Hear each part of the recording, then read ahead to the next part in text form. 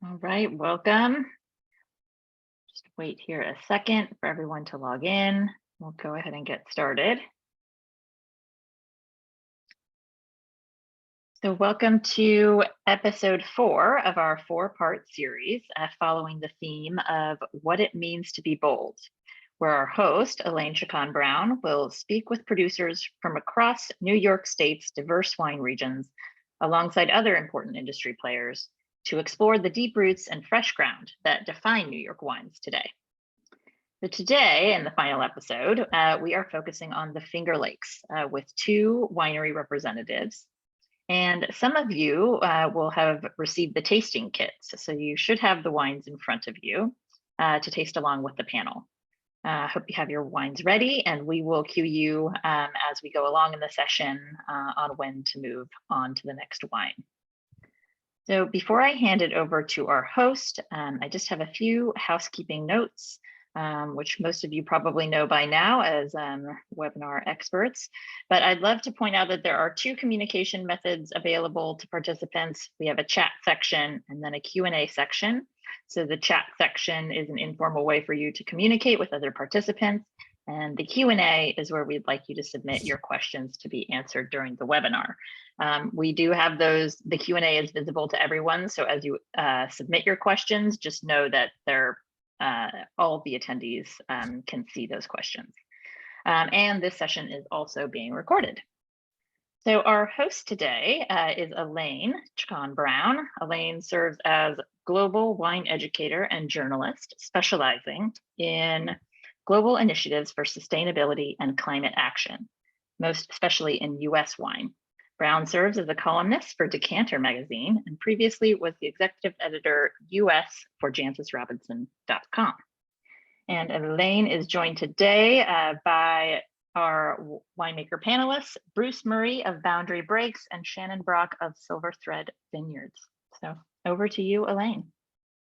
Great. Thank you so much, Katie. I'm thrilled to be able to present with these 2. I've been able to taste with both of them in person and have had multiple fascinating conversations about the realities of wine growing in Finger Lakes and how cool climate and vintage variation can come together with quality and a long-term focus. And so that's a lot of what we're going to talk about today. But to give you more of a sense of both of our panelists, Shannon Brock is co-owner and estate manager of Silver Thread Vineyard and works with her husband, Paul, on developing wines on the eastern side of Seneca Lake and really has a strong commitment to thinking about how the wines of the area pair with the foods of the area.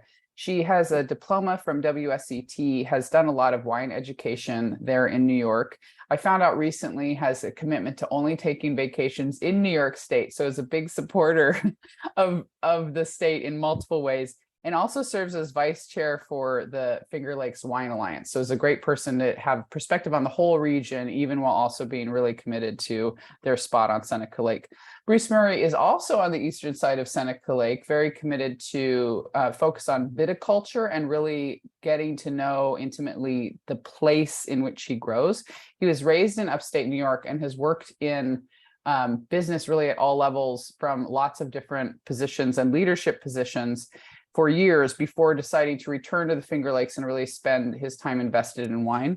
One of the things that I really appreciate in talking with Bruce is this incredibly long-term vision and what it means to develop an estate and develop it with a sense of quality and affordability at the same time.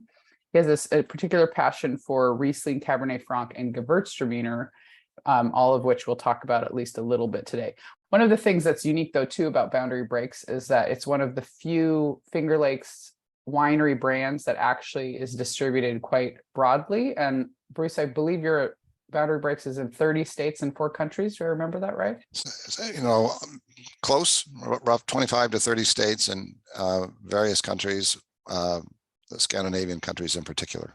Yeah, so just that idea of it kind of expanding that conversation by helping to bring the Finger Lakes to that broader audience it's one of the things that's really important about that, again, that long-term vision of a region. But what I want to do to get us started, could we look at the big, broad New York State map so everybody understands where we're talking about? People are all everybody knows about New York State, but a lot of people mostly just hear about New York City. And so I want to make sure we realize we're all the way over. It's what we would call upstate New York, but actually also very far west. And Shannon, with your background in education, but also having lived in the Finger Lakes almost 20 years, you're the perfect person to ask, where are we talking about? What do we need to know about the Finger Lakes? Okay, well, the Finger Lakes is like you said, it's more of a Western kind of between central and Western New York. People consider Syracuse to be central New York and Rochester to be Western New York, and we're right between those areas. And it's a really unique place because a lot of people, when they hear about upstate New York, they think, 20 inches of snow falling every night, lake effect snow.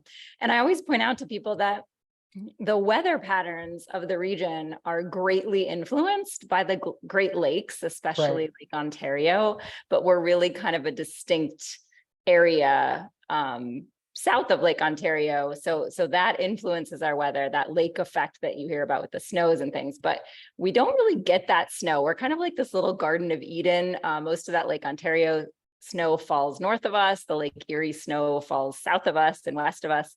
So it's this area that's made a little bit warmer. And then we have these very deep glacier carved lakes that provide a lot of temperature moderation to the vineyards that are planted along the shores.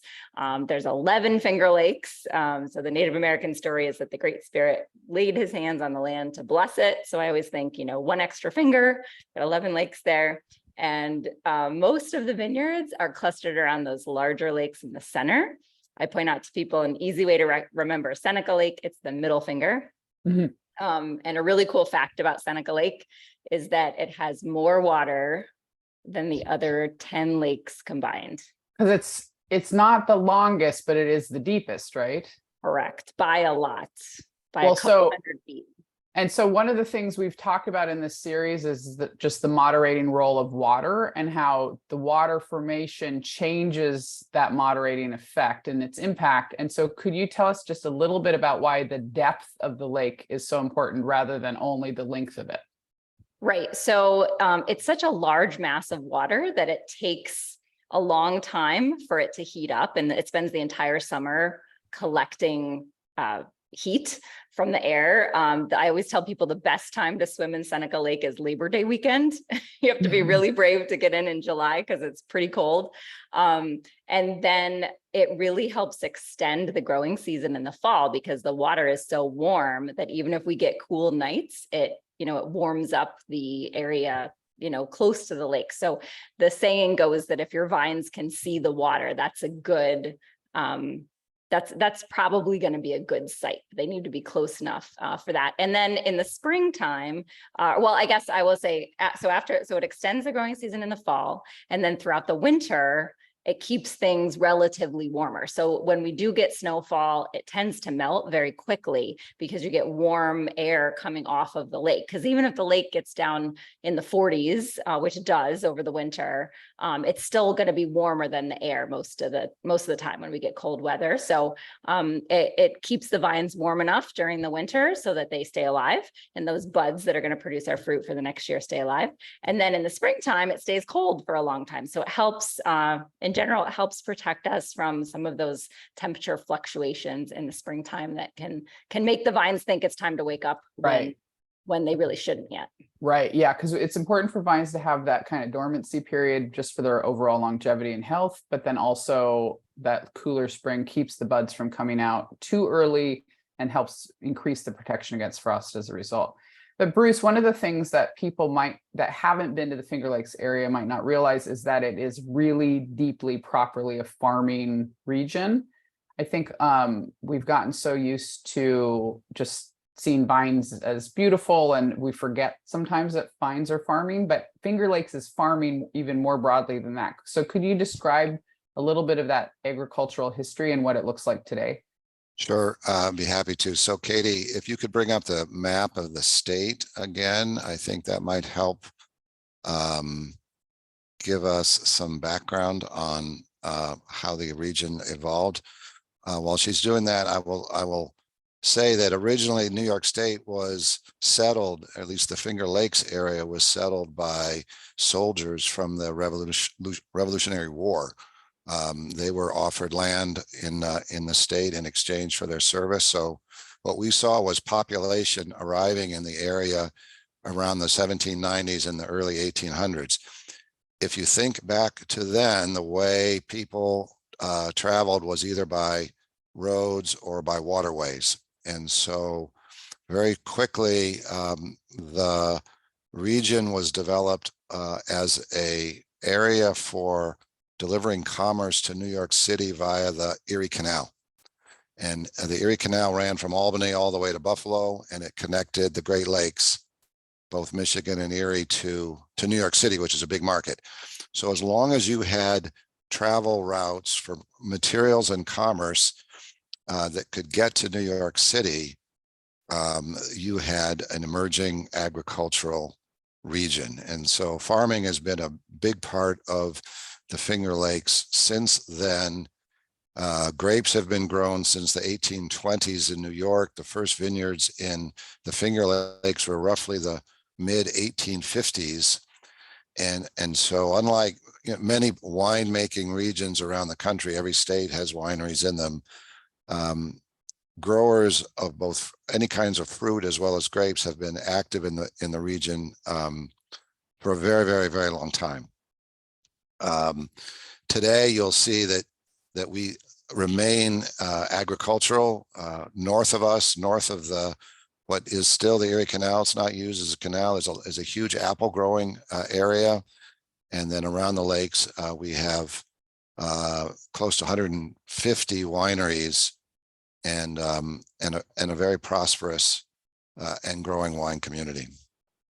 Well, and so today we're going to talk about mainly Seneca Lake and also Cayuga and Cayuga Lake. And so really those three central lakes that appeared on the map.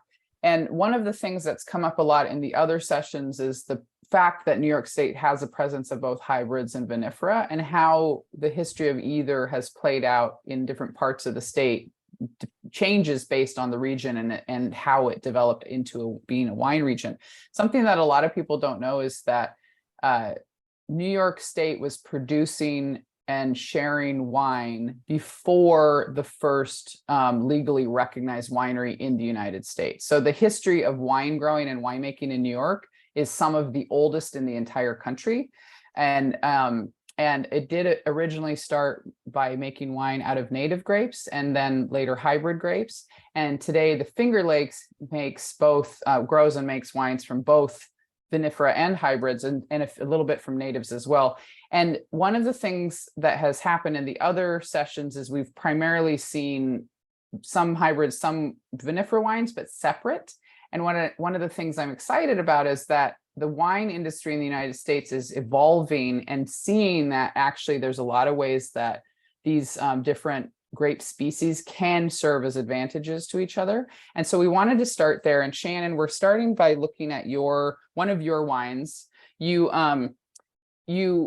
have a strong commitment to different types of cool climate varieties, but this particular wine, the Good Earth White, is actually a blend of vinifera and hybrids. And so let's start there. What advantage do these different varieties bring to each other?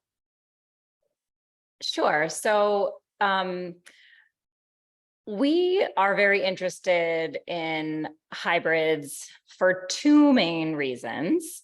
One is more of a dollars and cents reason. They are more productive, require fewer inputs, and therefore are less expensive to grow and allow us to offer a wine that is affordable to most wine consumers, even as a very small producer. So Silver Thread makes about 3,000 cases a year. So economies of scale don't really apply to our operation. Everything is pretty small and hands-on. So we like the hybrids for that reason. The other reason we like them is because we strive to grow our grapes as close to organically as possible. And those hybrid varieties have fungal disease resistance built into their DNA. and therefore they require fewer inputs and are easier to grow using organic methods. This particular wine, so too, if we actually could go back to the wine slide just briefly, I want to clarify something for people. So people have most people attending have heard me talk about French American hybrids and the history of that. And hybrids originally developed as an attempt to solve a problem. And all of the different hybrids that have emerged over time, they're always in response to a particular problem that we're trying to solve. And so the original grape interspecific hybrids started in France in an attempt to solve two problems, which were odium, a fungal disease, and phylloxera. And so they were literally a cross between a French vinifera species and some sort of American species. There's a lot of different American grape species. Fewer than 10 of them have been used for these types of hybrids. But one of the things I want you to note on these slides that we're going to look at is that there's now actually hybrids that are intentionally developed in other parts of the world for the sake of local solutions. And these hybrids, that most of the hybrids we're going to talk about today, have this NY-number designation.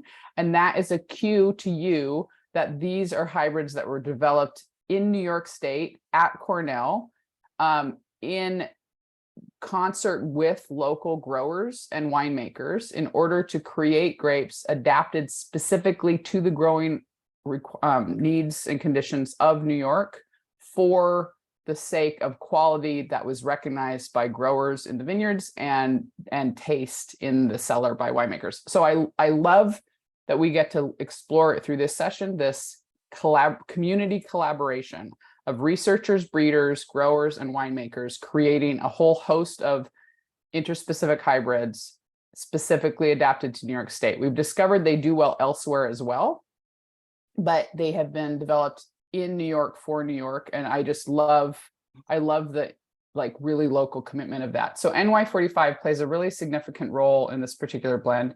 You also sometimes include some NY81. And so how has that been, though, just kind of discovering the way that they can collaborate with Riesling and Gewürz? You know, Finger Lakes is known for Riesling, but what I love about this wine is it captures some of the love for Riesling, but in a way really breaks the Riesling stereotype at the same time.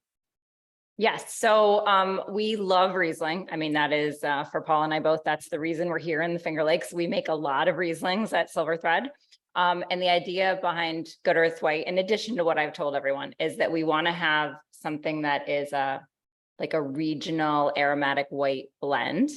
And some people that are new to Riesling can find the acidity slightly too much, you know, if they don't have cool climate palate. So we wanted to have a wine that was a bit softer and more approachable, yet still with that, you know, elegance that you get from grapes like Riesling and Gewürztraminer. So the way that we achieve that is partly seeking out one of these Cornell varieties that does have lower acidity than Riesling. So the NY45 really fit the bill.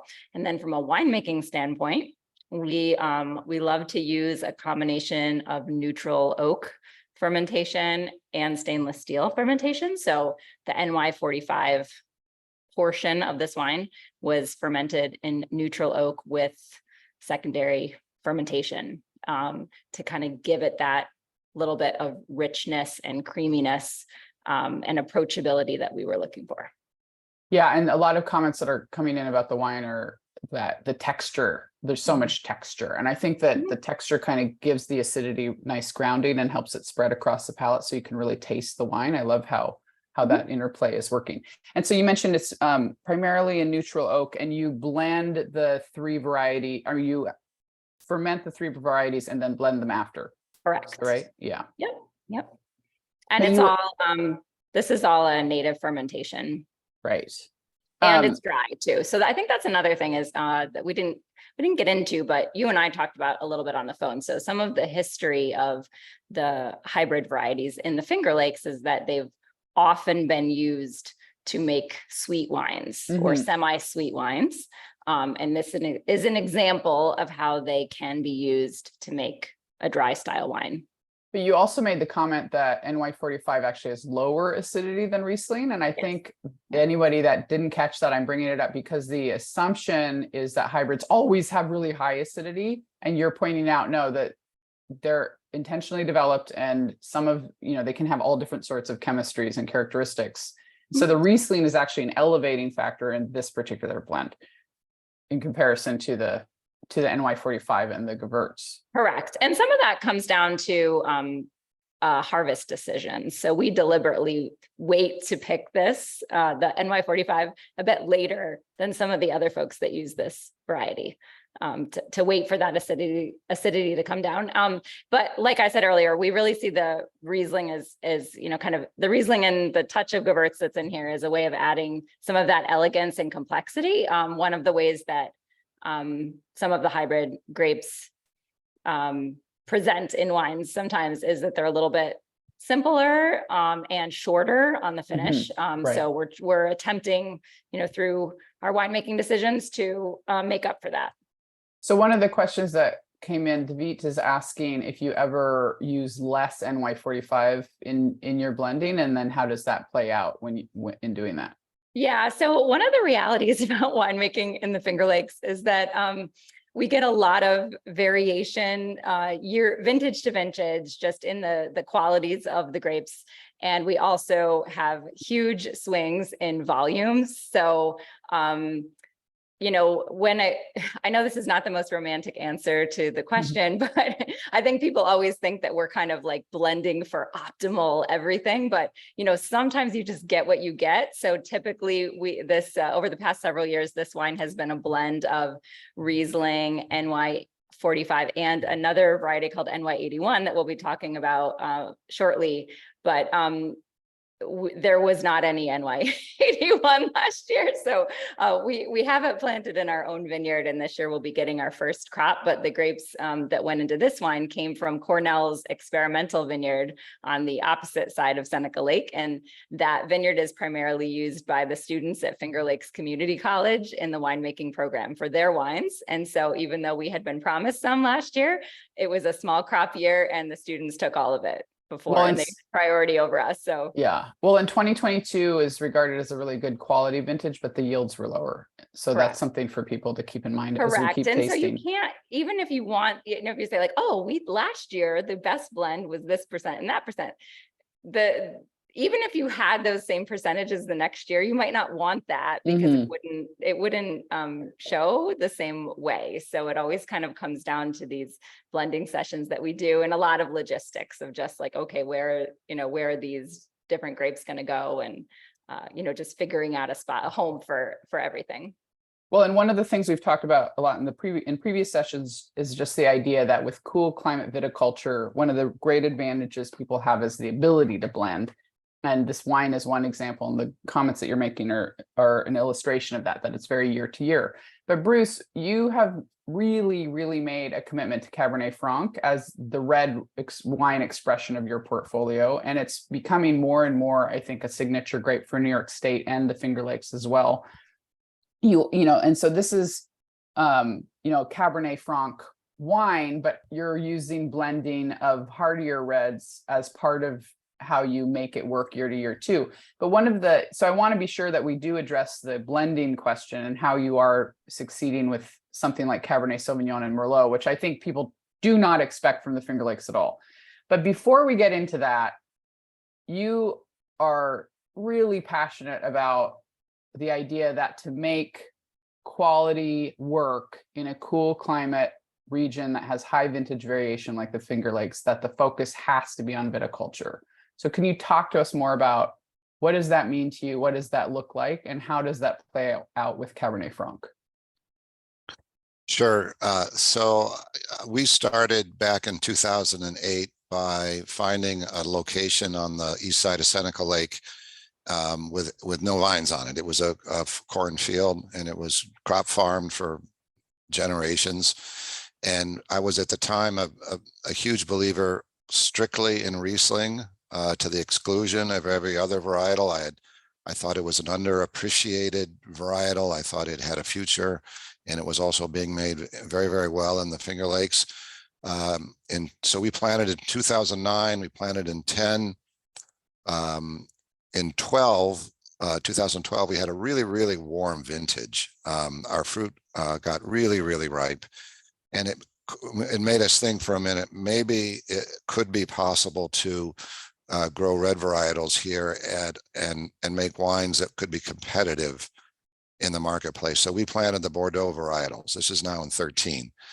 And, we didn't make a huge commitment. We made, we planted 2/3 of an acre of Cab Franc, Merlot, and Cabernet Sauvignon each. So we took 2 acres, planted 3 Bordeaux varietals, and then, waited for those vines to mature. We made our first blend in 15. And then in 16, we had another really warm vintage, and we were really thinking, these can be really, really great wines. But there's a but here. If you had to pick the 3 varietals, Cabernet Sauvignon is a varietal that requires a very long ripening period. It's not going to get fully ripe in the Finger Lakes, except in some of these more exceptional vintages.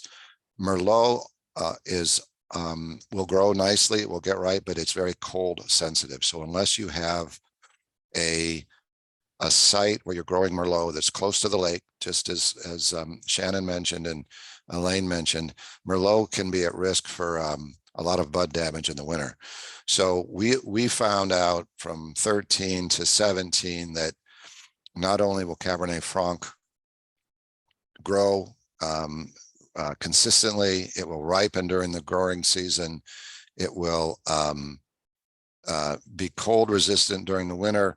We also learned, and this is by virtue of the work done at Cornell, for folks that aren't familiar with Cornell, it's not Cornell State University, it's not Penn State University, but it is the agricultural college for the state of New York.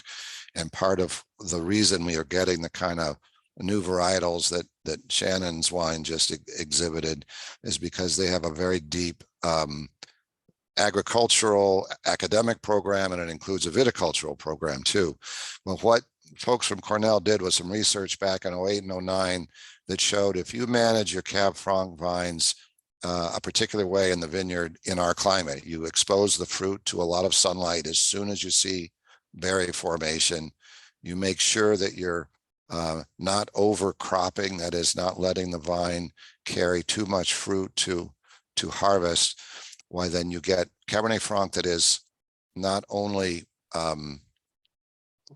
less herbaceous, it doesn't exhibit the kind of green herbaceousness that you'll find in underripe or other varietals, underripe Cab Franc. You also get a little bit more fruit in the Cab Franc than you might say find in the Loire Valley wines. So we learned that Cab Franc is the mainstay. A lot of consumers, I mean, the fact that we have a little bit of Merlot and a little bit of Cabernet Sauvignon on our farm, it gives us an opportunity to blend those in to create a little more complexity. And it's kind of a little bit of a hint of what many people in the public are looking for, which is a little softness from the Merlot and maybe a little fruit from the Cab Sauv. This is 2020. This was a great vintage. That is, it was hot and dry. The Cab Sauv got ripe, the Merlot got ripe. Everything in this wine was what you want it to be. We just don't have that much Cab Franc or Cab Sauv and Merlot to make a wine. So we've been making Cab Franc since 15. I think this is probably the best one that's come off the line for us. I think the 22s will be in the same neighborhood. So I can go on and on about the vineyard because we're really fixated on it. And I hope you're enjoying this wine. Well, one of the things I want to be sure and point out in case anybody missed it is both of these 2 wines we've had so far are shockingly affordable, and like the quality on both, it's like they're really delicious, they're super balanced, they're really focused, there's incredible clarity and structure. And yet the Good Earth White was 17 retail, the Boundary Breaks Cabernet or Cabernet Franc is $22.95. Like these are shockingly affordable wines that like quality extreme, like really exceeds the price. I think when you're getting to know the Finger Lakes, this is one of the great advantages of the region. There's this sense of you can find incredible wine at really affordable prices.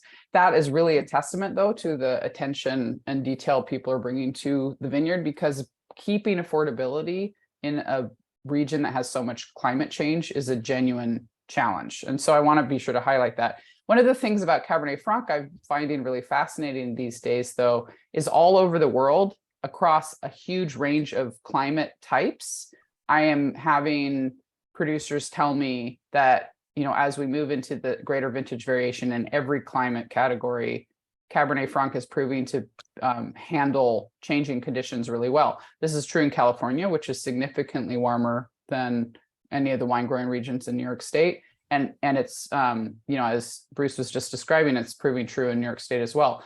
How to do it, how to make Cabernet Franc succeed in these two examples is completely different, though. So, and I think that's helps make your point, Bruce, about the importance of paying attention in the vineyard. You know, there in New York State, and this is true on Long Island as well, you want to expose the fruit immediately. It helps increase the antioxidant protective power of the skins effectively.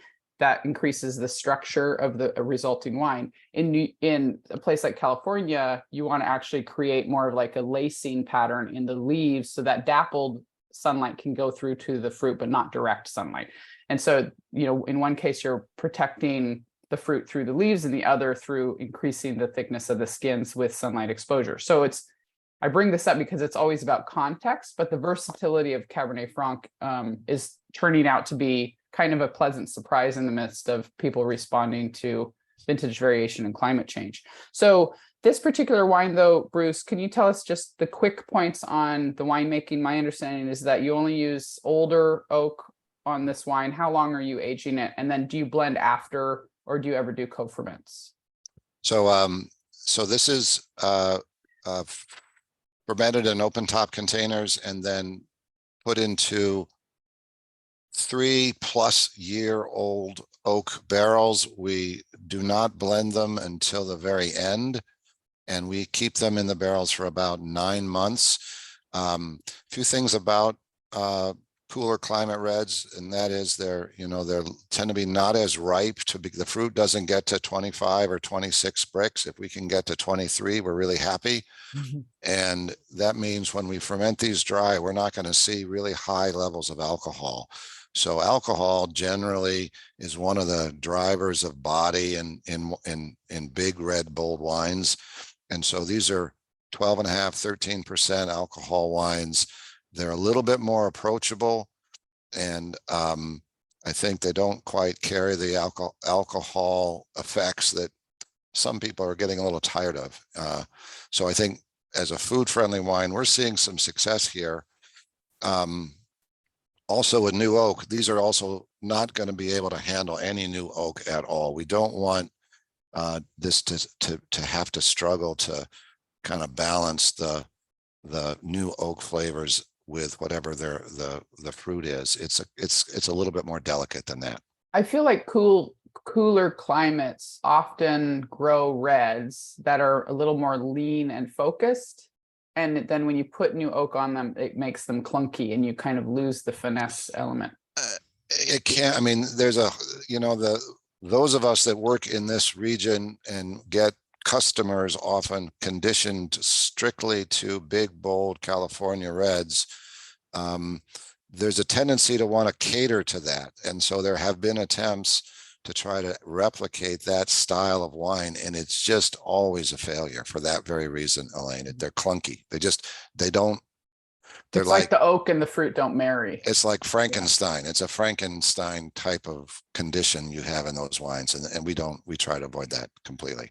I mean, we see a lot of people. I mean, the Finger Lakes, especially during the last 3 years of pandemic, we've seen people coming in from the New York metropolitan area, from Philadelphia, from Pittsburgh, from Cleveland, that people have gotten to know wines pretty well. And I think they're very receptive now to this style. And again, we're still early in its life, but we're getting there. So Shannon, you actually kind of came back to the region working at what's now called New York Kitchen, and forgive me, I don't remember the original name, but you were working again in that food wine combo, and that's something that you're passionate about. With these first two wines, do you have thoughts about pairings you would really love to see them with? Sure. Yeah. So I just want to add one thing really quickly when you were talking about Cabernet Franc and the Vineyard. Yeah. Another thing I'll say about it that just makes it such a wonderful variety in our climate is that there's several clones that have a nice loose cluster. So that the cluster architecture has space in between the berries. Contrast that with a variety like Pinot Noir, which is like a tight clump. Really tight. And so, you know, we do have a tendency to get rain during harvest, and it's very unusual to get any fungus or mildew growing in Cabernet Franc, as long as you have those looser clustered varieties, which most people do. So I'm not sure what they're using in other regions, but I totally agree with you. 100% leaf removal is led to, I mean, when I first got to the Finger Lakes 18 years ago, I really didn't like Cabernet Franc. It was hard to find one that I found enjoyable to drink, and that's completely changed at this point. It's one of the biggest transformations I've seen in my time here is the increased quality of the reds. Well, and people being willing to make that long-term commitment to it is a big part of what's making it work now. You know, people getting to know it. But yeah, so do you have thoughts on, just quickly, do you have thoughts on? Sure, yeah. So with Good Earth White, we've had really great success with this wine paired with Mexican food. I can't exactly tell you why, but it's worked really well. We've had it by the glass at a lot of restaurants that specialize in Mexican food. And just in general, Finger Lakes aromatic white wines are surprisingly versatile from a pairing standpoint. I mean, a dry Riesling or a dry wine like this that has Riesling in it and is aromatic is going to stand up flavor-wise to most dishes. So I really feel that it's, I used to teach a class it was called New York Wine and Culinary Center during the time I worked there. Oh, and that's right. Thank you. Yeah. I used to teach a class called Riesling, the world's best food pairing wine. And because we had a kitchen there, there's an amphitheater style room, and we'd bring out these plates of food. We'd have like little appetizer size, 3 or 4 options, and they would be very, very diverse with flavors. And we would have a few different styles of Riesling and try all the combinations. And people would walk out just saying, wow, you're right. This really is the best food pairing wine. And then when it comes to Cabernet Franc, I mean, I think there has been a real move away from red meat, especially in our culture. And people are, a lot more eating vegetarian foods. There's a lot more vegans, and having, like what Bruce was saying about these being lower in alcohol, having some nice palate cleansing acidity. I find that Cabernet Franc and Cabernet Franc based blends are really friendly for pairing with a wide variety of things, including foods that you would usually think you need white wine for. And then you can try it with a Cabernet Franc, and wow, that works really well too. Yeah. Well, I feel like, especially, like Bruce's Cabernet Franc is it like a great vegetable wine? And I totally agree. I feel like as a culture, we're just starting to learn how to pair with vegetables more versatilely. But Bruce, is there something that you know that this wine really especially does well with? I feel like a variation of grilled vegetables, like light summer grilled vegetables, and mushrooms would be an obvious thing to go to too. But do you have other thoughts about pairings for your Cab Franc? We people in our business end up the day with a lot of half-empty bottles. So whatever we're having for dinner, we have these wines with. So, I don't know that I would pick anything specific, but I think Shannon is spot on about people's evolving culinary tastes, preferences, and coming with that is the wine too. I mean, Cab Franc, Riesling, both. Gewürztraminer, we're going to touch that one here shortly. All great food wines, and we drink them with everything, actually. So as we go into the next wines, I want to make sure people realize we are intentionally playing with the tasting order. We are used to, as wine professionals, we're all used to kind of progressive taste in terms of progressing RS, start with, we did in this case, start with the 2 driest wines. We wanted to make sure and do that. But then the next wines, the amount of RS is going to vary some. So it'd be good for you to keep that in mind as we taste, and also have in mind, like, kind of rinsing your palate and then retasting the wines as we go through them. So keep that in mind. But so the next wine that we're going to look at is the Weis 2021 Heart of the Lake. So just briefly, Shannon, can you tell us, we haven't talked about the 21 vintage, just tell us quickly the growing conditions for 21, because we've talked about 22 and 20, but we have a series of wines from the 21 vintage. So could you just briefly tell us what 21 was like? So 21 was a really rainy year, especially the latter half. I think it was one of the rainiest years on record. And it just didn't stop. It didn't stop. It didn't stop. So it got to the point that the soil was really saturated. And it's funny because the audience may or may not know that, when vines get too hot, sometimes they will shut down as a way of coping. So they're not really performing photosynthesis and ripening. A similar thing happened to us in the Finger Lakes with kind of that excess rain, where it's like the grapes were, a lot of the things that you expect when grapes ripen happened in 21. So the acidities came down, the flavors developed. We had beautiful flavors in the grapes, but we didn't see an accumulation of sugar the way that we normally would. It's like they sort of stalled out. And I think it's because it was so wet. So, I think a lot of people are trained to think about ripeness in sugar terms. And if that's the only way you think about ripeness, then you would probably look at 2021 and say, oh, not the best vintage. But like I said, all these other things that we consider when we're making harvest decisions, like flavor development, the dropping of acidity, physiological ripeness, like the condition of the seeds and the skins of the grapes, all of those things happened. So we didn't see it as an awful vintage at Silver Thread. We were very proud of our wines, but it definitely made things more challenging for us when trying to decide, when to harvest. Do we wait longer? Are these grapes ready or not? It was stressful in that sense. One of the key changes with climate change that I don't hear people talking about enough is that, before we started seeing obvious vintage variation driven by climate change, regions around the world were used to specific patterns of growing conditions year to year. And it might be that there was vintage variation, but they would follow a pattern. And it was really easy to think about ripeness in terms of sugar, because sugar ripeness tended to be coupled with a particular pattern of physiological, like tannin ripeness and acid degradation. So these things tended to come in kind of in an interbraided fashion. So even if the vintage to vintage was slightly different, they still perform together in an expected way. So you could pick one to track and you would have a sense of the others. But what we've seen over time with climate change, vintage variation is increasing all over the world, regardless of climate type. But in that vintage variation increase, we're seeing a decoupling of these growing conditions. Cooler climates have already tended to experience that sense that you might have less sugar development, but so you can learn to track flavor and acid instead. But this notion of having to track something besides sugar is newer for warmer regions, because they haven't experienced that kind of decoupling of these different ripening factors before.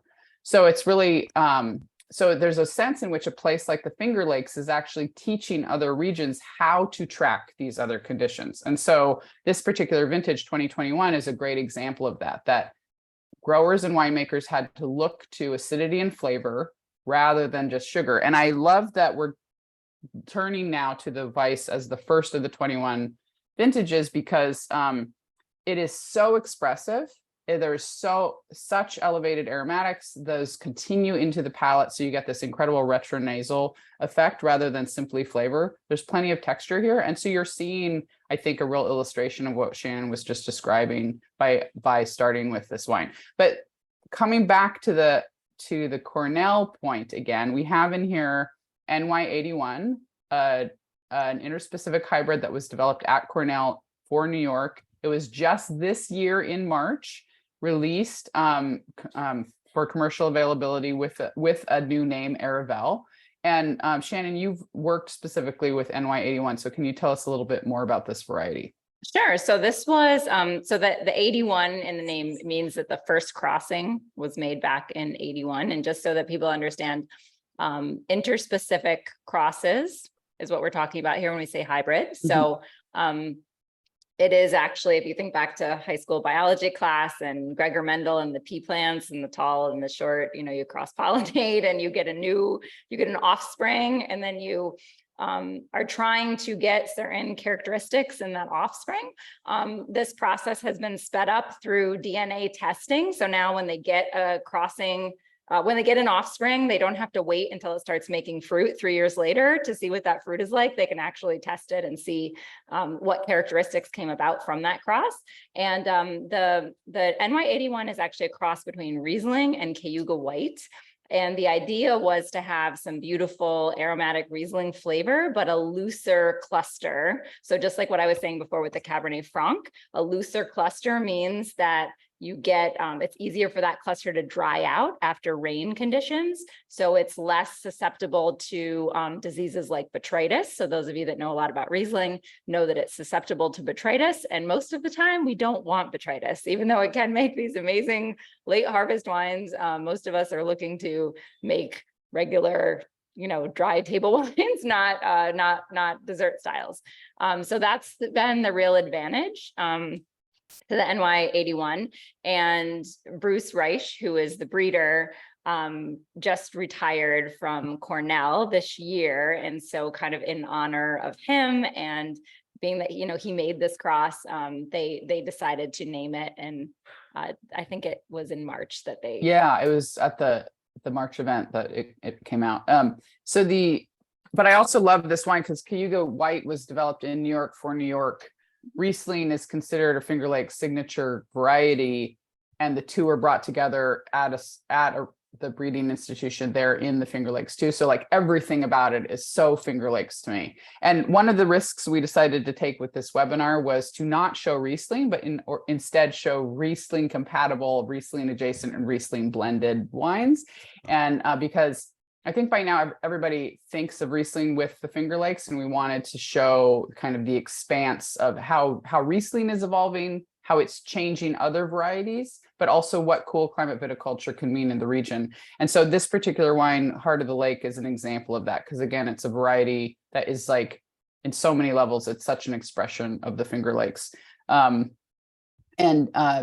So again, there's like incredible texture here, tons of length. It has that sort of Riesling drive with softened edges is sort of how I think about it.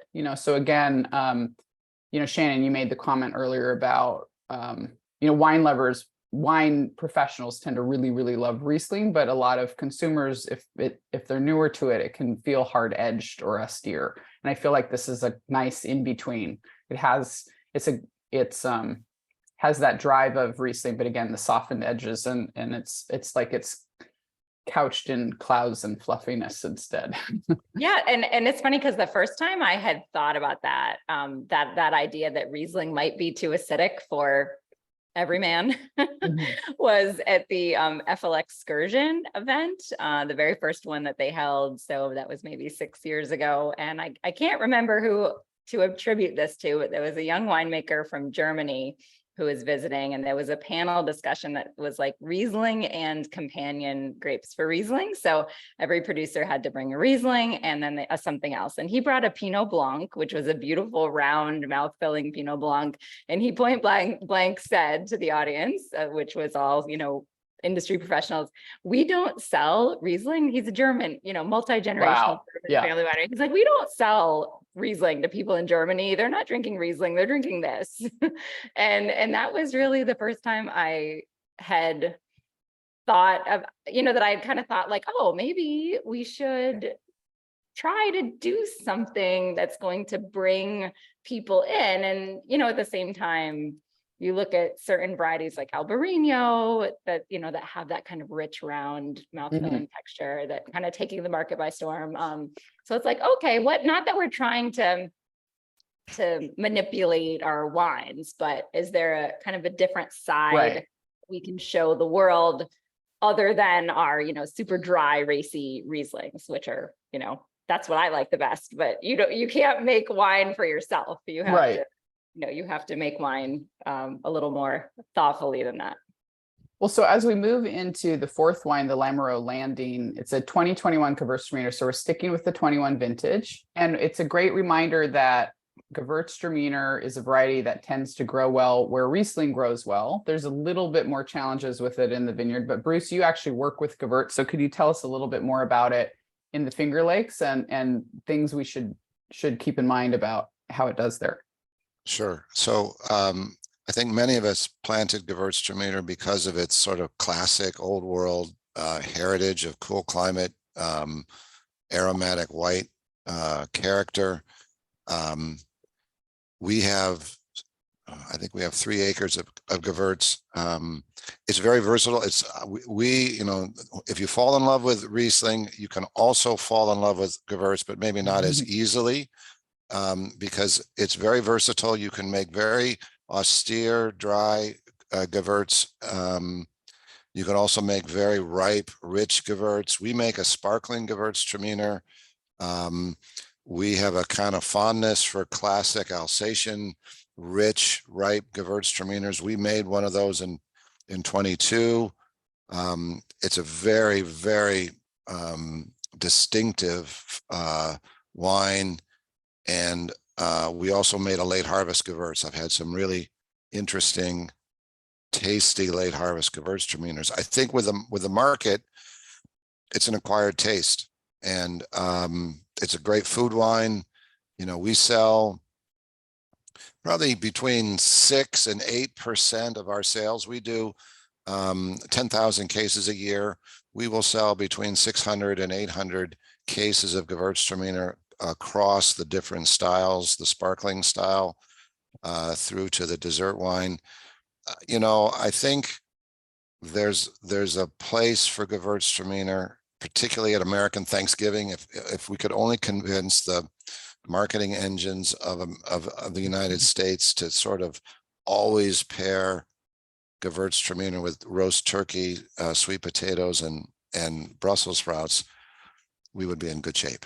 This is a nice one. This is from 21. This is not a Gewürztraminer that hits you over the head with its floral rose petal character. It's a kind of introduction to what Gewürztraminer in some cases might be.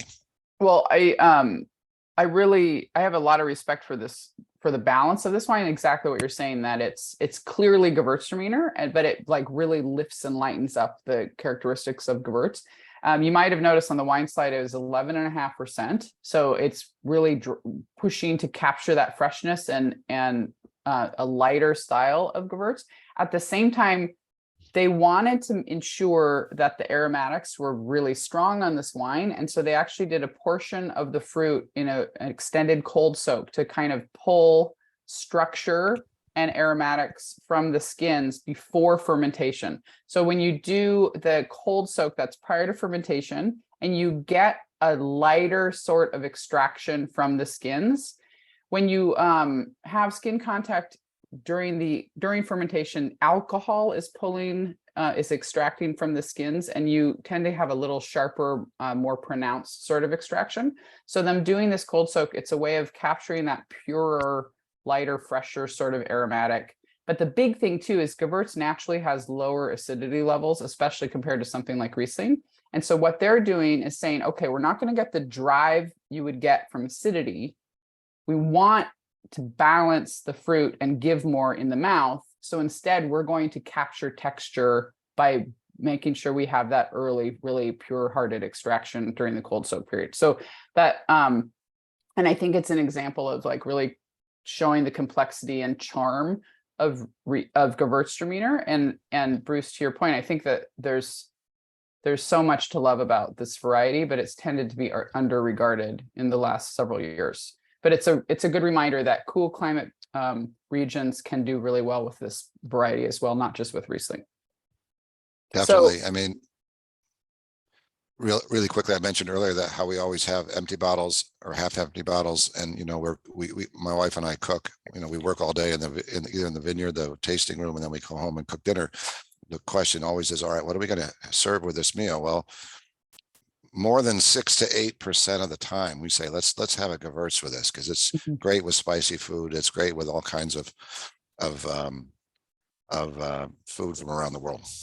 well, in this particular example, it has 3.48 grams per liter of RS, so it's relatively low, and it's a lot of fruit. There's a lot of fruit there.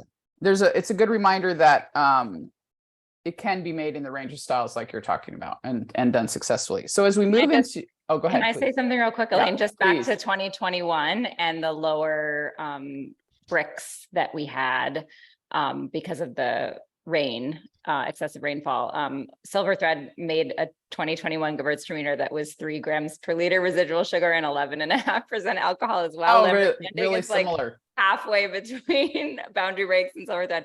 And I just want to say, like, a typical alcohol level for Gewürz made that style in the Finger Lakes would be around 13.5%. So it's a good example, again, of where, the winemakers in the Finger Lakes have a really big bag of tricks and don't feel like they have to make the wine the same exact way every year. And this is if there is a typical style of Gewürztraminer, it's not this. Yeah.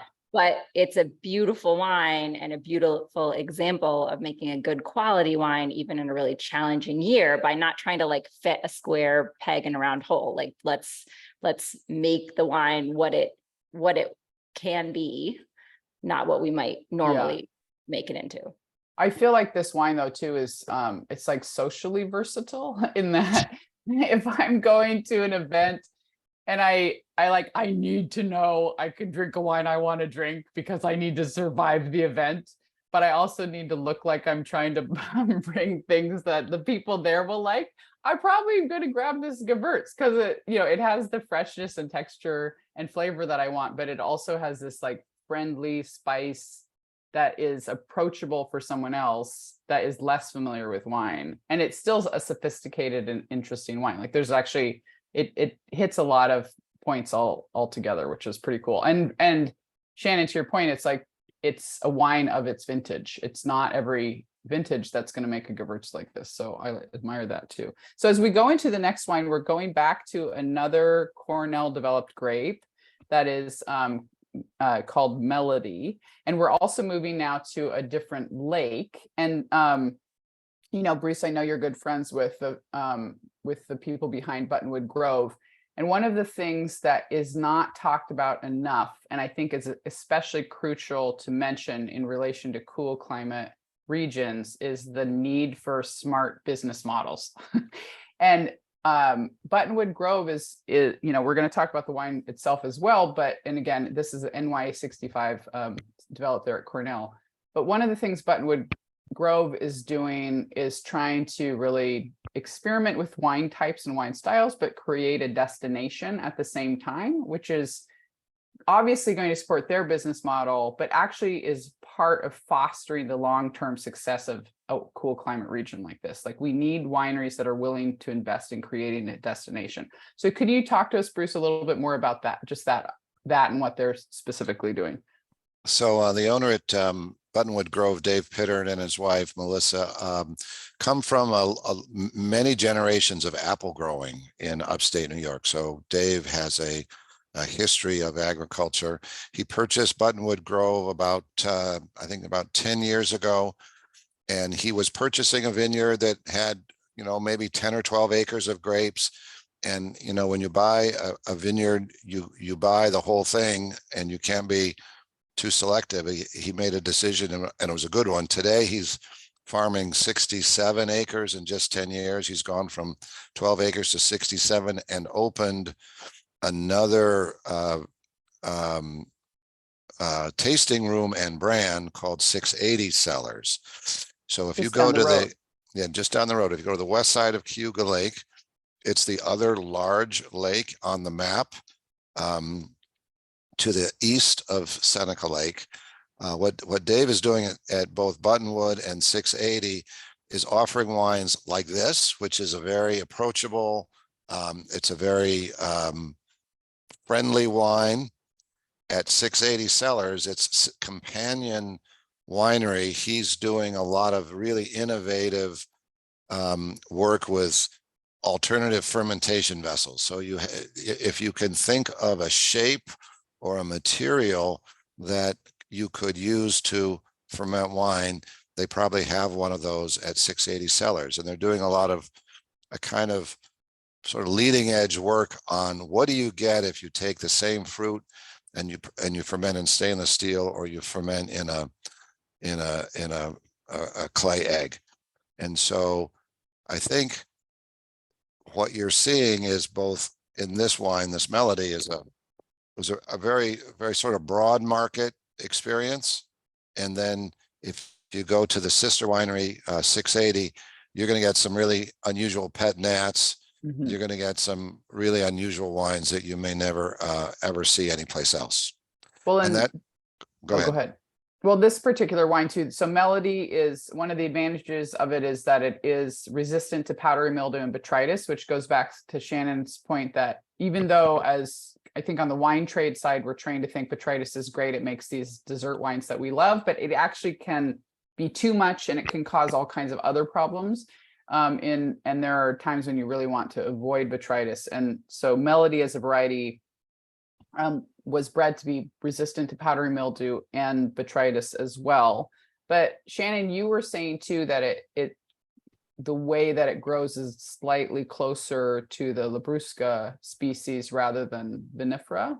And we don't need to get too far into this, but can you just comment on that briefly? Yeah, I don't, I've never worked with Melody. We don't have any plan, and I can't recall ever seeing it, but a lot of the hybrid varieties, including the 81 and the 45 that we grow, you actually do a high wire trellis system. So with Vitis vinifera, it's almost everybody is using vertical shoot positioning or Scott Henry, some form of a trellis where the fruit is mostly growing up and you have a fruiting zone. But a lot of these hybrid varieties involve that high wire where the vine's growing kind of up tall and the shoots come down and the fruit is, you still have a fruiting zone, but it appears a little bit less organized when you're driving by it. So that's been an adjustment for us to. Right.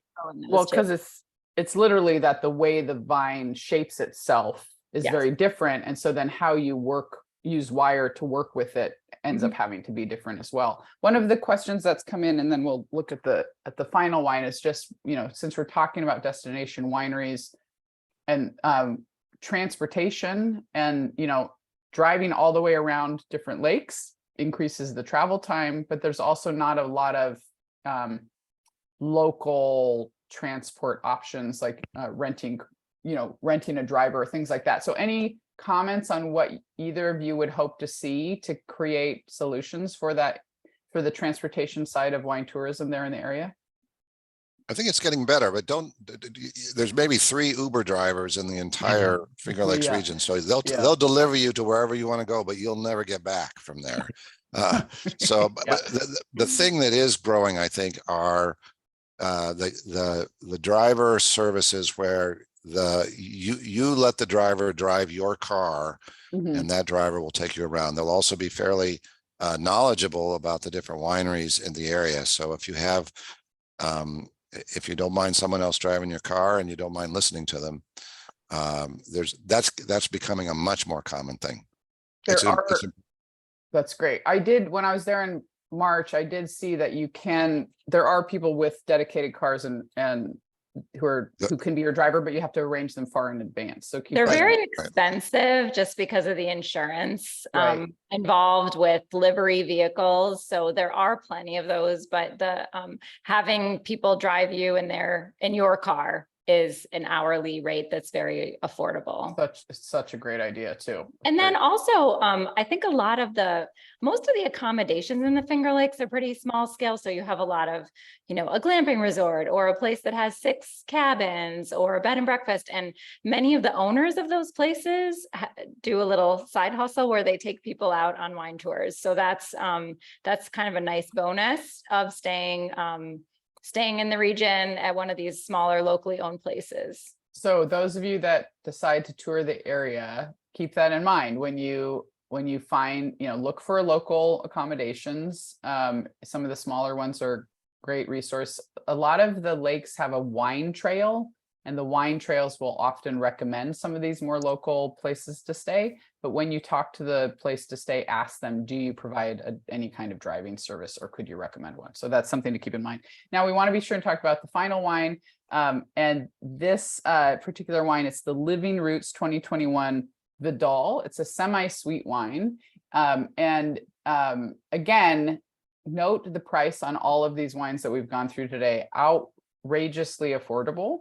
And the quality in my mind has been excellent across the board as well. But Shannon, you have worked with Vidal, and this is, we've talked about a series of hybrids developed there in New York. This is actually a French-American hybrid. It was developed in the 1930s and then brought later to North America. And it turns out has done very well in the cooler climates of kind of the Eastern seaboard, and so has done well in the Finger Lakes, is now kind of made a name for itself by being one of the primary grapes for ice wines and dessert wines of various types in Canada. So Canada, there's multiple growing regions that do really well with a range of varieties, but Vidal has done exceptionally well there. It was originally developed actually for cognac there in France, but again has turned out to be cold hardy, and so taken hold here in North America. But can you tell us more about like how it grows? What should we know about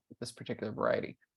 Sure. So it's definitely pretty ubiquitous here in the region. You'll find it growing on all of the lakes because it is so winter hardy. And I'll point out, as far as the quality of Vidal, people watching may or may not be familiar with the VQA in Ontario, but they are really strict about varietals, and Vidal is allowed under the VQA system. So it's always been considered one of the better quality French-American hybrid varieties.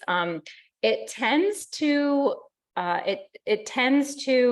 resist botrytis, which is why it's often used for ice wine. So this one, I don't have all the details, and maybe you can talk about it if in this case, if the late harvest means botrytis or if it simply means picked later. My understanding, and forgive me if this is wrong, but was that it was simply picked later, and then they did actively stop the ferment to make this level of sweet wine. It's 46.6 grams per liter RS. The acid though is just cleaning my mouth right out. Like I could almost overlook the sweetness on it, and there's so much flavor too. Again, I want to make sure people are keeping in mind, this is again the 21 vintage, and it was a challenged vintage with more water in the soils, and it's really easy to assume you'll get dilute wines. But again, we keep having these examples from 21 that are really aromatic, really flavorful, including this particular Vidal. Living Roots is also another example of a variety. They're doing a lot of experimentation. You can find a lot of alternate wine styles, really intriguing blends from them, and a lot of different varieties that they're working with as well. But we should at least, let's pull the map back up because we want to make sure and comment that these grapes were grown in Cayuga Lake. The heart of the lake was also from Cayuga, and we didn't really touch on that very much, but you can see there, it's much smaller. But what do we want, either of you, Bruce or Shannon, what do we want to make sure people know about Cayuga Lake? So I one thing, want to correct your pronunciation slightly. Thank you. I don't live there. Sorry, so Elaine. No, thank you. Please do. I'm gonna type, this is how we tell people how to Okay, you have to say that though. Cayuga. Yucca. Two syllables. Oh, two Cuca. syllables. Okay, and Cuca. I'm focusing on the vowels, but I should focus on the consonants. Right. So we have Ah, okay. Cayuga, where Buttonwood Grove is. Thank you. Cuca. And One thing to Okay, remember great. is the vineyards around Cuca Lake were some of the oldest vineyards in the Finger Lakes. The Pleasant Valley Wine Company, the Taylor Wine Company. This was really the sort of ground zero of the origin of the modern commercial post-prohibition wine industry. So, Well, you but know, the very first vineyards planted in the Finger Lakes region were planted at that southern end of Cuca. Cuca Lake. Cuca Lake, absolutely. Cuca Lake, So what has, I think many of us have learned is these lakes are smaller, they're shallower, they're higher elevation. The conditions are a little colder over there than they are on Seneca and Cayuga, especially around the shorelines. So it's a little tougher to expand into vinifera varieties on Cuca Lake. And so the wines we get from there have great heritage. They make really racy Rieslings over there. There's some really nice vineyards on Cuca Lake, but you're not seeing a lot of new planting on Right. Cuca Lake. Well, the other thing about Cuca Lake is it's because it's shallower, it warms up earlier, which makes it friendlier for people intent on swimming. And so it's actually planted more readily to second homes and vacation spots. So there's a lot more tourism Correct. around Cuca Lake. And that's part of what's limiting the plantings there too. But some of these, some of the older vineyards and older, like there's incredible vigneal being grown along the shores of Cuca Lake as well. And so there's a lot of wines with incredible depth and concentration that come out of the area because of these older vineyards, as Bruce was talking about. So we've gone a little bit over. We need to finish up. I really want to thank both of you for joining us and giving us so much insight about the Finger Lakes and sharing your wines as well. Thank you enormously to Ella and Katie for making this 4-part series happen. A number of you have been with us in the audience for all 4 episodes. I hope you've enjoyed it and gotten a lot of great takeaways about New York State wines as well. Thank you to New York Wine and Grape Foundation for sponsoring this series, and to all of the speakers for being willing to share their knowledge and insight. So as we finish up, Bruce and Shannon, is there one takeaway you really hope people bring with them about the Finger Lakes? What do you hope people remember? Shannon? Sure. I'll say that that, you know, we have mentioned several times that we have a lot of vintage variation, we have challenges from climate change, but I would just point out that no matter how hard it gets, we make really amazing wines regardless of vintage. And I would just say, it's not just about Riesling. Yes. Yeah, I think we demonstrated that pretty well in this particular episode, and I'm happy we were able to do that. So thank you again to both of you for offering your time and your wines. I hope everyone has enjoyed. And remember, as a reminder, these recordings will all be available online. Ella has been sending out emails with links to those, but if for some reason you've missed any, please reach out. We would love to see your comments on Instagram if you'd like to share information or insights that way. And we'd also love to hear from you in email. I am also sad, Rebecca, that there is not a next week. These are four in a row. This is the 4th one. And I'm so glad we've been able to do this. So thank you to everybody. Thank you, Elaine. Thank you, Elaine. Thank you, Bruce. Thank you, Shannon. And thank you, attendees, for joining us for this final episode of this year for New York Wine's online series. So we'll be back with more programming in the future. So stay tuned. But in the meantime, you will have the recordings on YouTube to revisit these great conversations in the future. So we would love to stay connected. Please learn more and stay in touch about upcoming New York Wine and Grape Foundation activities at newyorkwines.org. Hope you have a great rest of your week, and thank you again.